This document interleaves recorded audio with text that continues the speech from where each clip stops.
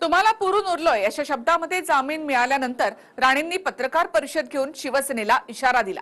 आता राणेंच्या इशाऱ्याला शिवसेनेचे खासदार संजय राऊतांनी प्रत्युत्तर दिलं।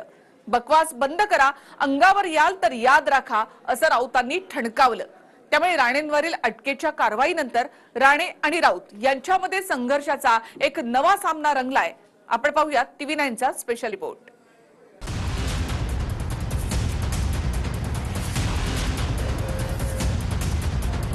घरावर तुम्हाला घर नाही, मुलं बाळा नाही, तुम्ही कोणी माझं काही करू शकत नाही। इथे येऊन बकाल बडबड करायला तुमचं मंत्रिपद नाहीये। तुमच्या कुठल्याही प्रक्रियेला मी घाबरत नाही। तुम्हा सगळ्यांना आतापर्यंत मी पुरून उरलेलो आहे। इथे येऊन बकवास करू नका हे मी आता सांगतोय, आणि शांतपणा कराल, आमच्या अंगावर याल तर एक लक्षात घ्या, शिवसेनाच आहे। करारा जवाब मिलेगा, मगर वो कब मिलेगा वो हम तारीख बोलेंगे।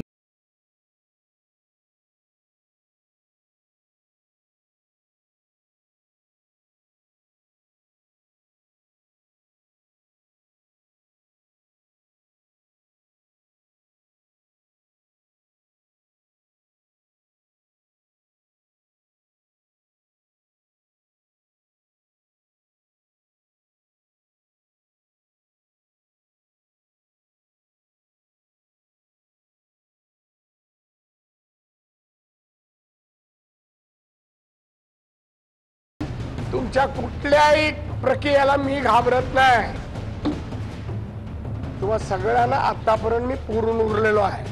तुम्ही केंद्रीय मंत्री आहात, ते तुमच्या खात्याचं काम करण्यासाठी, तुमचे जे काय सूक्ष्म खातं आहे, लघु उद्योग खातं आहे, त्या खात्याचं काम करायला तुम्हाला मंत्रिपद नेमलंय। इथे येऊन बकाल बडबड करायला तुमचं मंत्रिपद नाहीये। इथे येऊन बकवास करू नका हे मी आत्ता सांगतोय, आणि शांतपणा कराल, आमच्या अंगावर याल तर एक लक्षात घ्या, शिवसेनाच आहे। बडबडण्याने काही होत नाही, तुम्ही त्यांची पोरं। ज्या पद्धतीने षडयंत्र रचलं गेलं, ज्या पद्धतीने नियमाचं भंग केलं गेलं, राज्य आणि देश हे कायद्यावर चालतं, ह्याच्या विरुद्ध भास हा ह्या सगळ्या घटनेतून दाखवला गेला। प्रत्येकाला असं वाटतं की माझ्यावर सुधारणा कारवाई होते। सुधारणा कारवाई करायला आमच्या हातामध्ये CBI किंवा ED नाही।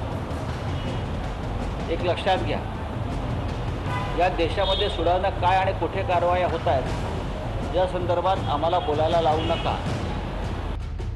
राऊतांनी राणेंवर थेट हल्लाबोलही केला आणि एक मंत्री म्हणजे केंद्र सरकार नाही असं म्हणून डिवचण्याचा प्रयत्नही केला। कैबिनेट का एक मंत्री आने सरकार नहीं होती। अगर महाराष्ट्र और केंद्र सरकार में कुछ कम्युनिकेशन करना है तो हम मोदी जी से करेंगे, प्रधानमंत्री जी से, हम अमित शाह जी से करेंगे, हम राष्ट्रपति से करेंगे। राणे गँगस्टर प्रमाणे बेताल वक्तव्य करतात अशी टीका राऊतांनी सामनातून केली होती। त्यावर बाळासाहेबांनीच मला मुख्यमंत्री केलं, मी गँगस्टर तर मग सेनेचे आताचे मंत्री कोण असा सवाल करून राणेंनी पलटवार केला होता। त्या टीकेलाही राऊतांनी उत्तर दिले। देखिए, यही शिवसेना ने मेरे को मुख्यमंत्री किया, मैं गैंगस्टर था तो मुख्यमंत्री चलता है, फिर अभी भी वही हो गए सब। शिवसेनेचे उपकार मानले पाहिजे बाळासाहेबांचे। आणि तुम्ही काय होता किंवा आम्ही काय होतो हे सगळं विसरून बाळासाहेबांनी शिवसेना पुढे घेऊन गेले ना। राणेंना अटक झाल्यानंतर भोका पडलेला फुगा अशा शीर्षकाखाली सामनातून राऊतांनी राणेंवर जळजळीत शब्दात वार केला।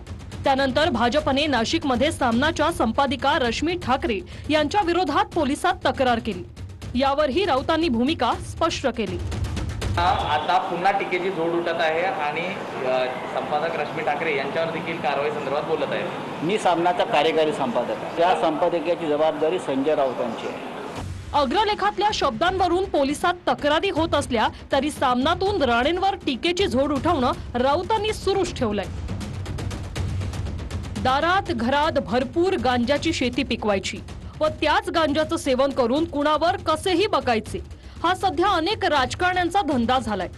ही गांजाची शेती कायद्यानेच बंद केली पाहिजे आणि त्याची सुरुवात केल्याबद्दल महाराष्ट्राची जनता ठाकरे सरकारला धन्यवाद देते। हा महाराष्ट्र आहे तरीही वर आमचे सरकार आहे। महाराष्ट्र केंद्राशी काय संघर्ष करणार अशी मस्तवाल व महाराष्ट्र विरोधी भाषा राणे नावाचे केंद्रीय मंत्री वापरतात। राणे हे नॉर्मल मनुष्य नसल्यानेच त्यांनी महाराष्ट्राला कमी लेखलं। भाजपने आता तरी शहाणं व्हावं।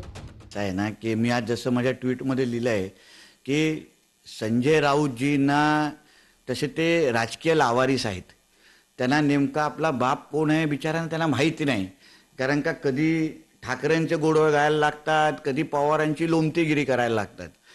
लोकप्रभामध्ये जिथे हे सामन्याच्या अगोदर जेव्हा होते तेव्हा त्यांनी स्वर्गीय माननीय साहेबांबद्दल जे अपशब्द वापरले होते ते आज छापून आहेत।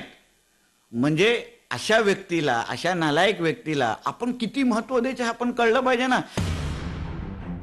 अटकेची कारवाई करून ठाकरे सरकारने राणेंना झटकाच दिला, पण अटकेमुळे राणे शिवसेनेवरचा रोष आणखी वाढला। त्यामुळे एकमेकांना पाहून घेण्याची भाषा आता सुरू झाली। घरावर तुम्हाला घरं नाहीत, मुलं बाळा नाहीत, तुम्ही कोणी माझं काही करू शकत नाही। इथे येऊन बकाल बडबड करायला तुमचं मंत्रिपद नाहीये। सिंधुदुर्गहून महेश सावंत आणि हेमंत बेर्जेसह दिनेश दुखंडे, TV9 मराठी, मुंबई।